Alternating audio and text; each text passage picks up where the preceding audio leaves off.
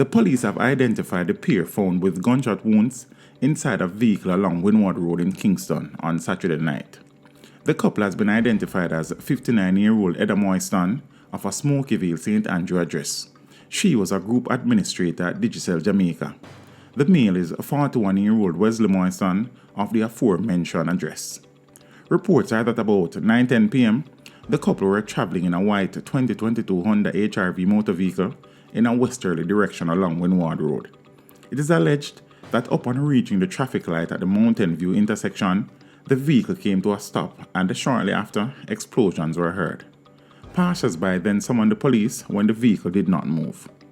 According to police reports, the woman was seen slumped in the driver's seat with what appeared to be a gunshot wound to the left side of the head, while the man was seen slumped in the left front passenger seat with what appeared to be a gunshot wound to the head. Both victims were transported to the hospital by the police, where they succumbed to their injuries 5 minutes apart. A 9mm pistol with a magazine containing 18 rounds, along with 2 spent casings, were reportedly retrieved from the vehicle.